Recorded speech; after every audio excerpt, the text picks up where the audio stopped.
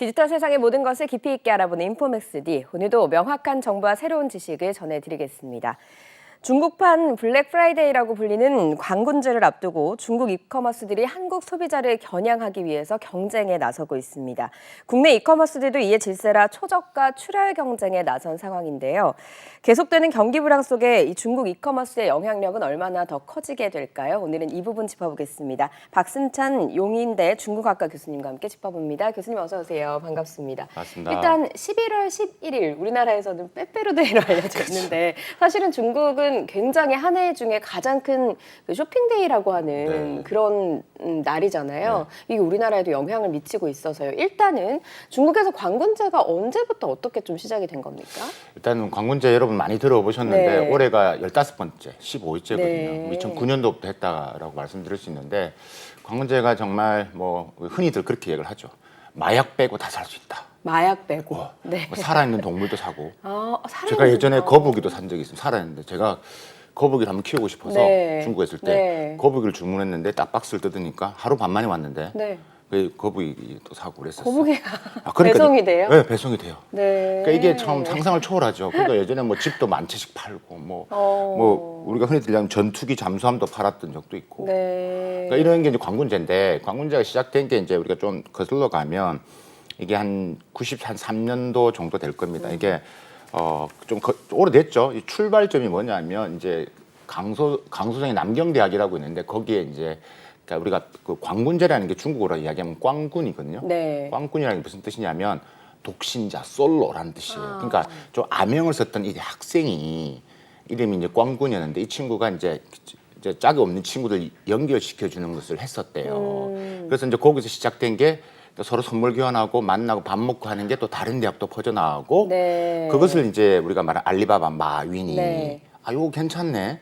요걸 가서 상업적으로 이벤트를 만들면 되겠다. 그래서 2009년도에 처음으로 네. 알리바바가 타오바오라고 하는 데서 네. 시작을 한 거죠. 그래서 처음에는 이 솔로들한테 이제 좀 독신자들을 위한 또 할인 행사부터 시작된 거였어요. 그렇게 시작을 하다가 이제 점점 커지면서 이제 이 중국인들이 좀 억눌려 있던 소비 또 막 터져 나오고 또 패턴 자체가 좀 서방화되면서 막 사기 시작하는 거죠. 경제적으로 막 급성장을 했잖아요. 네. 그러면서 이제 우리가 광군제가 이제 이제는 뭐 중국만의 축제가 아니라 글로벌 축제로 막 성장을 했죠. 그래서 네. 올해 15일이기 때문에 근데 뭐 아시다시피 코로나 때문에 잠시 그랬었지만 계속 매출액은 성장해 왔다.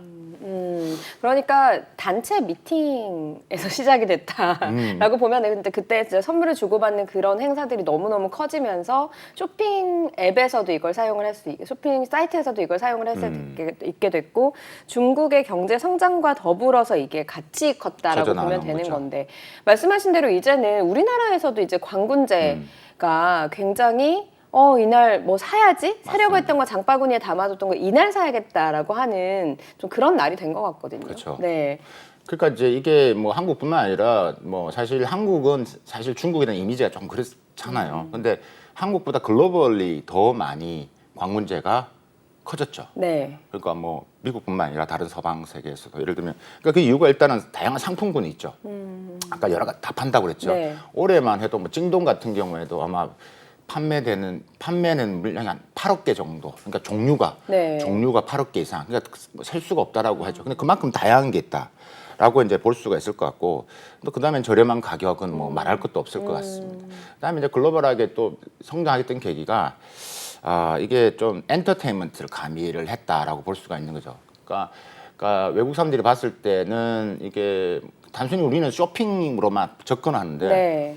이게 이제 지금 코로나 있기 전에는 이게 이제 하나의 놀이 문화였거든요. 그래서 뭐 공연도 하고 생방송 갈라쇼도 하고 글로벌 NBA라든지 NBA 유명한 선수를 뭐 데리고 온다든지 뭐 우리가 뭐 하는 중국의 뭐 영화 배우든 이런 이제 배우들을 그 갈라쇼에서 공연도 하고 쇼도 하고 그러니까 하나의 축제의 장으로 만들면서 네. 야 이게 단순히 그냥 싼 것만을 사는 게 아니구나라는 그런 방향성이 좀 확대되면서 조금 이제 커져갔고 네. 우리는 이제 최근에 이제 특히 이제 알리라는 익스프레스가 그 전에 있었긴 하지만 이제 마동석 이런 이제 연예인들이 나타나면서 급성장을 하기 시작해요. 네. 우리나라 직구가 우리나라에서 중국 직구가 아니라 미국 직구를 추월하는 이런 양상태가 생겨난 거죠. 네, 그러니까 이제 전 세계로 글로벌하게 확산을 했던 것들이 우리나라 시장에서는 알리익스프레스라고 하는, 그러니까 과거부터 있었지만 더 공격적으로 광고를 하는 그런 어플리케이션이 생겨나면서 이제 조금 더 확산을 했다라고 보면 되는 건데. 네, 그렇죠. 그 전에도 그러니까 다른 알리 말고도 우리가 아까 말씀드렸다시피 중국 각각의 플랫폼들에서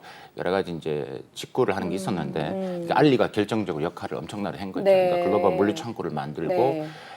확대적으로 좀 연예인들과 그런 한국의 연예인들 마케팅을 또 하기 시작하면서 그다음에 싼 것은 싼지만 또 품질에 대한 퀄리티도 훨씬 좋아지다 보니까 이제 급속하게 이제 성장이 일어났던 거라고 볼 수 실제로 있습니다. 수치상으로 미국 직구보다는 중국 직구가 좀 앞설 거란 예측 많다고 말씀하셨는데 수치상으로 그게 좀 나타나고 있나요? 최근에 그렇죠? 그 관세청에 3분기 때 발표를 했잖아요. 그래서 지금 했는데 아마 한 4조, 우리가 봤을 때 한 4조 8천억 정도. 그러니까 이제 올해 3분기까지 우리가 직구를 만약 4조 8천억 규모인데 그게 이제 전년 대비 한 20% 이상 이제 올라갔는데 그 안을 들어가서 보면 중국 직구가 거의 한 반을 차지합니다. 그게 한 2조 한 2천억 정도를 하니까, 그러니까 전체 우리나라 직구에서 중국 직구, 그러니까 알리를 포함한 다른 직구를 통해서 구매한 게 50%. 미국은 뭐 그냥 한 28% 정도. 그러니까 이제 야 이게 중국 직구가 우리가 직구하면 아마존,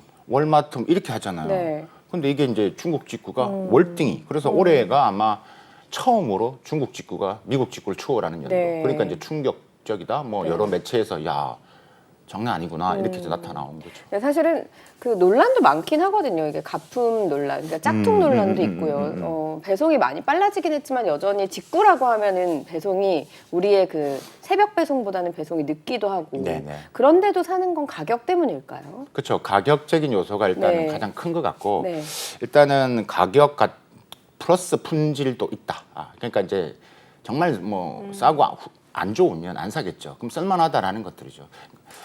그 다음에 또 하나가 이제 가격 말씀하셨는데 그게 이제 예를 들면 이게 중국산 제품이라고 하더라도 이게 보통 한국의 커머스 우리 오픈마켓에서 물건을 살 때 똑같은 제품인데도 중간에 있는 셀러가 끼어 있거든요. 그럼 그 사람이 또 마진을 챙겨야 될 거 아니에요. 그러면 이제 똑같은 제품이 이 알리에 사면 한 5천 원 정도 하는 게 거기서 15,000원 정도 하는 거죠. 실제로 똑같은 실제로 똑같은. 그리고 보고는 후회하는 거죠. 이게 뭐냐 이거죠. 그러니까 그 단계를 없애버린 거죠. 그러니까 우리 오픈마켓에도 사실 보면 그냥 뭐 제품만 이야기하지 그 메이드 인 차이나가 대부분이거든요. 그 단계를 거품을 없앴다라는 부분들이고 지리적 장점도 말씀을 하셨고 그다음에 또 하나를 또 특징을 든다라면 또 한국 시장을 맞춤형 한국 시장에 맞는 아이디어 제품들도 많이 생산하는 거죠. 쉬인 같은 경우가 그런 경우죠. 쉬인 같은 게 패션 같은 경우도 그러니까 예를 들면 우리나라 동대문 디자이너들의 디자인을 구매를 합니다. 그걸 구매를 해서 생산은 중국에서 사죠. 그러니까 가격은 싼데 이 디자인이 좀 우리 같은 스타일이 있다라는 것들이죠. 그러니까 이런 식으로 매우 밀착형으로 들어오고 있다라는 것들. 그러니까 그런 부분들을 이제 합쳤을 때 이제 최근에 이제 경쟁력이 알리가 급속하게 성장을 했고, 그러니까 아까 말씀드렸다시피 마동석이라는 이런 대표급 연예인이 나오면서 더 시장이 확장이 됐던 것 같습니다. 교수님 근데 궁금한 게요. 중국 전문가시니까.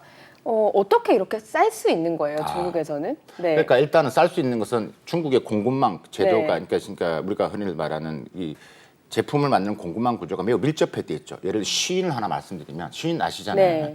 그럼 광동에 가시면 그러면 이 패션을 만드는 옷에 들어가는 여러 가지 클러스터 형성이 다 있습니다. 그러니까 한 동네에, 그러니까 뭐 윗집, 아랫집, 옆집, 뒷집 모든 게 그 패션을 만드는 패스트 패션을 만들기 위한 그게 딱 이게 그만큼 연결되어 있는 구조죠. 그러니까 이제 디자인부터 뭐 그 원자재 조달부터 디자인, 그다음에 생산, 구매, 수출까지 광주는 또 그 항만이 있으니까 그게 그 짧은 시간 안에 그 우리가 말한 그 연장선 안에서 한 동네에서 다 할 수 있다라는 거죠. 그러니까 보통은 중국 제품이라는 게 상상을 초월한 가격이 이제 그런 이제 공급망 구조에서 생겨나는 거다. 단순히 중국의 인건비가 저렴하다. 물론 그런 것도 있겠지만 중국 특유의 이런 공급망 구조, 그게 이제 가장 핵심적이고 쉬인이 그렇게 해서 미국 시장, 북미 시장에서 엄청난 거지. 그러니까 100불에 제가 이제 미국에서도 봤지만 미국 대학생들이 100불에 사면 뭐 청바지 한 6벌, 자켓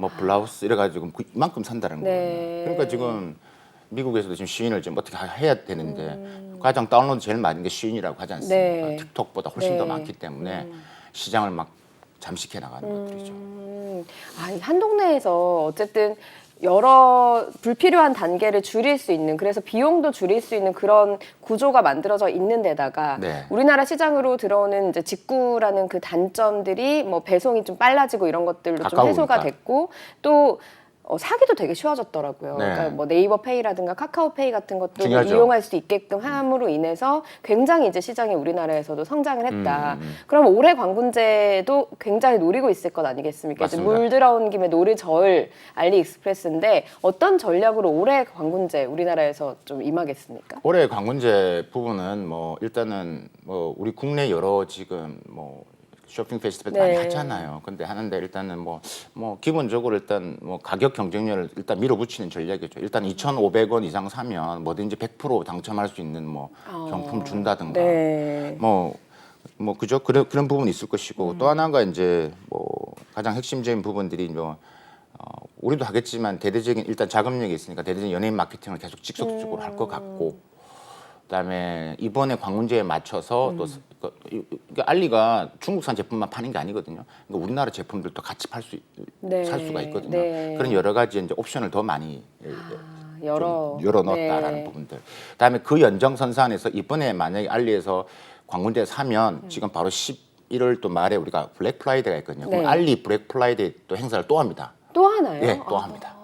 그러니까 이제 뭐 그러면 거기에 산 사람들의 네. 이제 알고리즘이 들어가기 때문에 네. 맞춤형으로 이제 블랙 프라이데이 때 딱 이제 가장 좋아하는 스타일의 더 싼 가격으로 네. 미리 알려주는 것들이죠. 네. 그러니까 이제 단순히 이번 행사만 보는 게 아니라 그게 이제 빅데이터의 싸움인데 그게 이제 쭉 해서 이제 블랙 프라이데이까지 이제 이어져 나가는 네. 그 전략을 쓰고 있는 부분들이죠. 네. 무섭네요. 그렇죠. 네.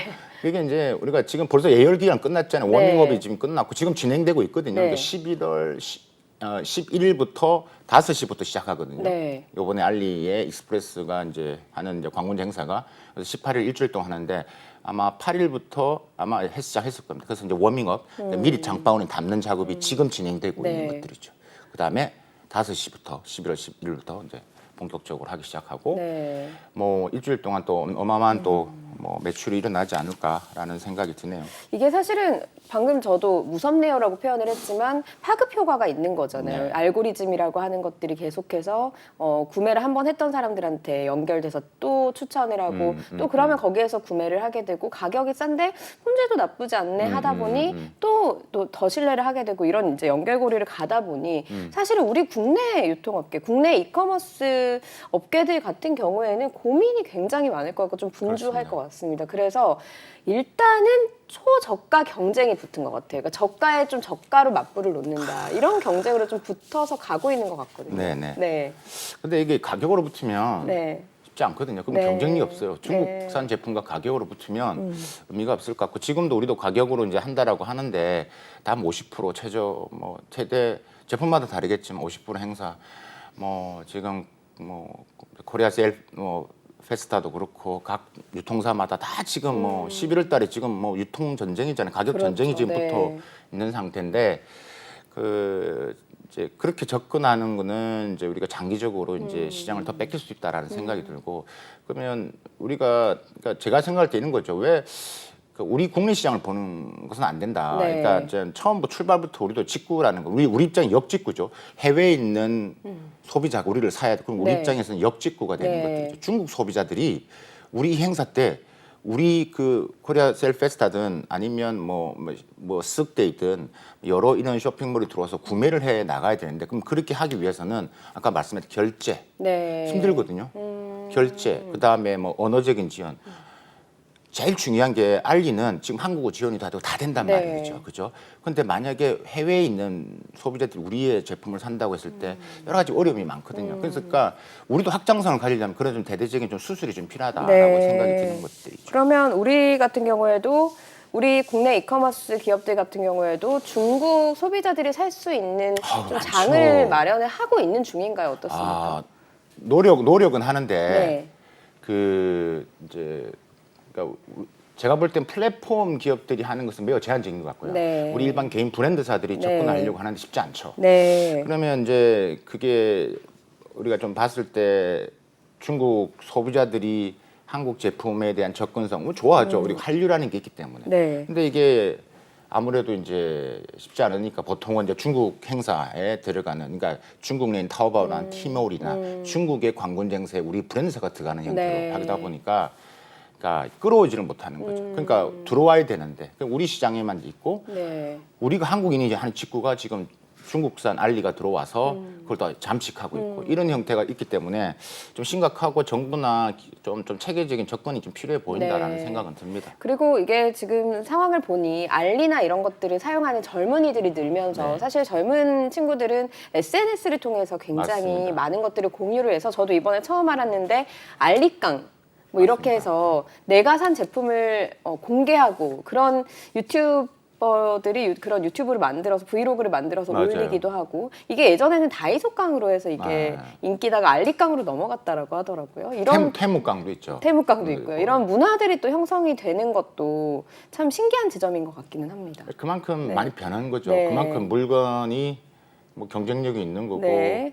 생각지도 못했던 일이 벌어지기 때문에 그래서 그러니까 이런 현상들이 이제 요 앞으로 이제 다음 버전에서 또 어떤 식의 버전이, 그러니까 물건이 점점점 한국화되고 한국 시장 크게 보기 때문에 지금 알리익스프레스가 한국의 물류센터 확장하고 지금 뭐 제가 들은 바로는 여러 가지 이제 인원 마케팅이라든지 팀도 한국인으로 더 많이 확장을 네. 좀 준비를 네. 하고 있거든요. 그러니까 지금 한국이란 이미지, 한류란 이미지가 있기 때문에 앞으로는 이 한국을 가지고 더 이제 뭐 이제 글로벌로 퍼져 나가는 네. 그런 전략도 지금 준비를 하고 있는 것 네. 같아요. 그래서 우리가 좀 유심히 살펴볼 필요는 있다. 교수님 보시기에는 앞서서 이제 좀 정부나 이런 쪽에서 개입을 해줘야 되는 부분들이 있다라고 말씀을 해주셨잖아요. 네. 이게 자율에만 맡겨서는 좀 어려운 지점들이 어디에 있다고 좀 보시는지요? 일단은 이게 자율에 맞게 시장의 룰대로 하면 결국 규모의 경제에 의해서 우리가 이길 수가 없습니다. 중국이기 일단은 때문에. 데이터가 네. 중국 내에서 해봤던 데이터가 워낙 많기 때문에 우리가 뭐 또 제품의 소싱 능력, 가격 경쟁력 워낙 가깝기 때문에 바로 만들어서 갖고 오는 게 전혀 부담이 되지 않거든요. 네. 그러니까 우리가 예를 들면 부산에서 갖고 오는 거나 산동에서 만들어서 갖고 오는 거나 별 그렇네요. 차이가 네. 없거든요. 네. 그럼 우리가 그런 측면에서 그럼 우리가 기업이 있던 한계성, 그다음에 기업이 또 아까 말씀드렸다시피 이게 그러니까 역직구 외국에 있는 소비자들이 우리한테 들어와서 오픈마켓으로 물건을 구매하기 위해서는 여러 가지 이제 아까 결제라든지 언어적인 부분에서 그러니까 매우 대기업 빼고는 힘들거든요. 네. 근데 그런 부분이기 때문에 정부가 뭐 지금 예를 들면 미국 같은 경우는 뭐 워낙 지금 뭐 쉐인이라든지 아까 테무가 워낙 시장을 장악하고 있기 때문에 야 이것을 직구기 때문에 어떻게 이건 또 관세하고는 또 다르긴 한데 이거를 좀 뭐 여러 가지 정치적인 이슈로 예를 들면 네. 신강 위구르법이기 때문에 이것을 뭐 보안에 관계되기 때문에 안 된다 이런 식으로 지금 막겠다 이런 식으로 하는데 이런 식의 접근은 만약에 한국이 미국 같은 접근을 하면 큰일 나죠. 네. 한중간 이슈가 더 커져 버리기 때문에 제가 말씀드린 정부의 노력이라는 것은 그러니까 조금 이게 이제 각 한국이 갖고 있는 결국 이 K 컬처라는 게 있거든요. 그 누가 뭐래도 엄청난 겁니다. 네. 중국인 대부분의 소비자는 여전히 한국 제품, 그러니까 어느 좀 등장했던 이런 것뭐 누가 입었던 이렇게 하면 파급력이 크거든요. 그러니까 이게 우리가 단순히 그냥 한국의 쇼핑몰 행사로만 접근하지 말고 네. 조금 이제 뭐 좀 우리의 컬처 문화와 좀 연동되는 그런 작업은 정부가 나서서 해줘야 된다라는 식으로 말씀드리고 네. 싶고 두 번째는 이 중요한 건데 우리는 쇼핑 페스티벌하면 테마가 없어요. 저희 안 그래도 그 코리안 세일 페스타 있잖아요. 한국형 블랙 프라이데이. 저도 첫 해, 둘째 해는 관심을 가지고 지켜봤는데 사실 내가 사려고 하는 거는 안 싸더라고요. 네, 안 사요. 네, 오히려 온라인이 더 싸고 그렇죠. 경쟁력이 없잖아요. 그렇죠. 네, 그러면 이걸 굳이 뭐하러 들여다보지 하면서 서서히 잊혀져 갔거든요. 그러니까요. 네. 그러니까 아까 똑같은 제품 잘 보셔야 돼요. 좀 현명한 소비자들은 네. 거기 코리아 세일 페스타 하랑 알리랑 오프라인을 비교해 보면 각차이 확 나거든요. 아까 말씀드렸잖아요. 그런 소비자가 많거든요. 네. 저한테 그런 이야기를 제가 알리를 별로 안 하고 싶어도 똑같은 제품을 비교해 보면 경쟁이 되는데 안 사시겠습니까? 이렇게 저한테 물어보면 저도 할 말이 없는 거거든요. 네. 그렇기 때문에 그런 거고 제가 아까 말씀드린 한국의 이런 코리아 세일 페스타나 뭐 이런 여러 가지 한국 정부가 지금 뭐 블랙 프라이데이 그다음에 광군제에 맞춰서 우리도 어떻게 해보자 하고 만들어진 네. 건데 이게 올해 네. 8일째잖아요. 네. 테마가 없다라고 말씀드렸잖아요. 그러니까 예를 들면 중국 같은 경우가 이제 코로나 있기 전 2019년도 같은데 테마가 두 가지가 딱 있었습니다. 친환경, 그다음에 첨단 기술. 그러니까 그 전체적인 그 플랫폼들이 행사를 하면서 네. 이 친환경과 그다음에 첨단 기술이라는 테마를 가지고 프로그램을 만들어냅니다. 네. 그러니까 여러 가지 이제 쇼핑, 그러니까 뭐 행사를 하더라도 거기에 맞춰서 하는 거죠. 그럼 우리는 그냥 쇼핑 행사인 거야. 그냥 네. 싸게 하니까 사라. 네. 그러면 이게 하나의 축제의 장이 될 수 없거든. 제가 아까 말씀드렸잖아요. 중국은 하나의 축제라니까요. 그날 되면 중국 소비자들이 이제 이런 거죠. 첫 인사가 뭐 밥 먹었냐 아니라 뭐 샀어? 인사가 뭐 샀어? 너나 네. 나나 다 사야 되는 거야. 네. 나는 뭐 샀어? 인사가 그런 거고 네. 정말 제가 그때 현장에 한번 있었던 저기 보면 베이징에서 나가 보면 그냥 택배 차량이 그냥 숭숭 그냥 지나다닙니다.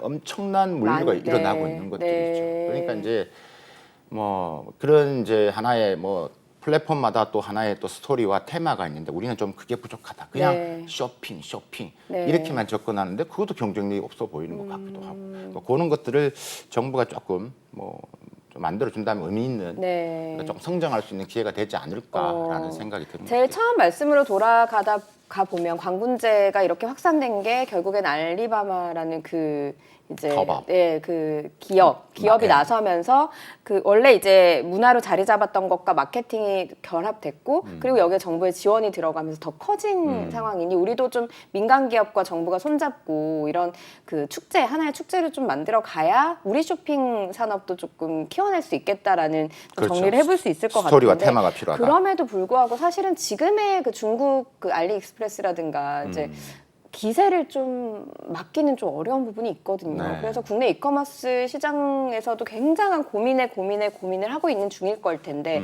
앞으로 이게 어떻게 좀 재편이 될 것으로 보이시고 우리는 어떻게 좀 대응을 해 나가야 될까요? 큰 방향에서 일단 네. 말씀을 드린 것 같은데 지금 노력을 하고 있죠. 근데 이게 그 하나의 플랫폼 뭐 어떤 오픈마켓 스스로 가기에는 매우 제한적이고 이제 이미 정보나 그다음에 물류나 여러 가지 우리가 이미 유통에 대한 이 프로세스 생태계를 알고 있는 상태, 오픈된 상태에서 중국은 계속 들어오는 거고 네. 더 막대한 자금력과 자본력 들어오는 상태이기 때문에 그러니까 뭐 말씀드렸다시피 일단 정부가 조금 뭐 그냥 판만 깔아주는 게 아니라 그러니까 조금 뭐 이렇게 좀 전반적인 의미에 있는 좀 장을 만들고 네. 그다음에 거기에 대한 그 아까 말씀 테마나 이런 것들을 기업들과 소통을 다 해서 그러니까 소통도 많이 한다고 하는데 제가 볼 때는 그냥 뭐 좀 의미가 별로 없는 같다는 생각이 좀 들기는 합니다. 네. 그래서 조금은 뭐 우리가 조금 이번